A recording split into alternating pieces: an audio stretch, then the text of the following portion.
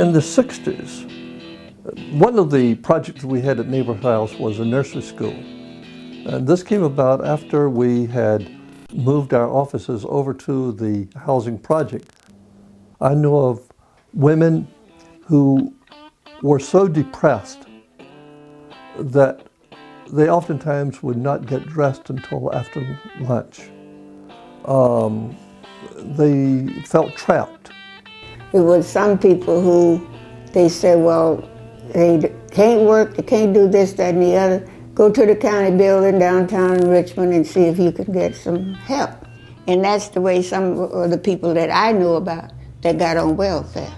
And I knew this lady, she was a friend of ours, and we got to talking and everything, and so she told me, said, well, the more kids you have, the more money you get.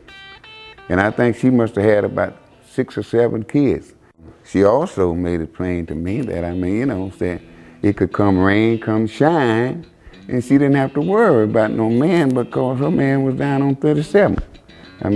She could get her check, didn't have to go no further than the mailbox. And each one of the kids, I assume, had a different daddy. And they couldn't find the daddy. They pretend when they would go down to the welfare to apply for welfare. And they wasn't so strict on you then as they are now. And then from that on, then it began to blossom out. Situations where in the ghetto or in the black communities where economics, money was tight. Black young brother with a new baby could not get a job, or the black sister could not get a job, because the way the system was set up, it was set up for them to fail. And the young men came to us and said, find us a job. Now you have to remember this was before fair employment practices was established.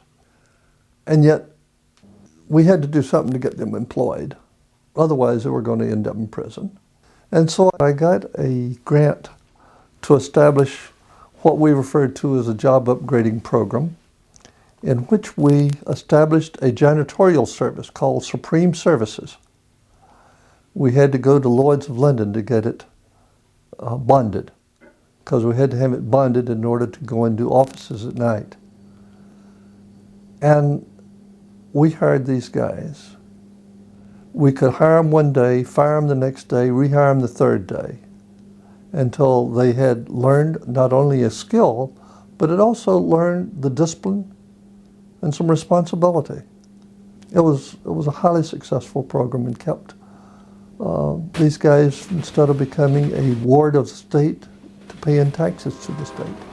Miss Doris, she worked there at Neighborhood House, and she referred me for a job at UC Berkeley. She said, Bodine, I know this lady wants to hire a black woman from North Richmond, hardcore, that have a little bit of clerical experience. And back in the 60s, blacks just didn't work there at UC Berkeley. And I just stayed in that one department, the Institute of International Studies, and I stayed there for 30 years.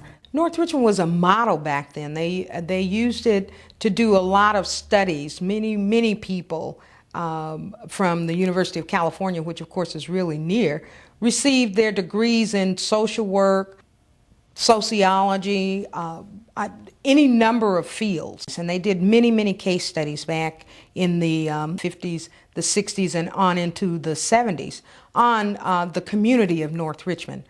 Part of that was because of the relationship that Neighborhood House had as a social services agency. Ron Dellums worked for North Richmond Neighborhood House, and he was real active with students and doing kind of a social work. I believe that was his career at that time.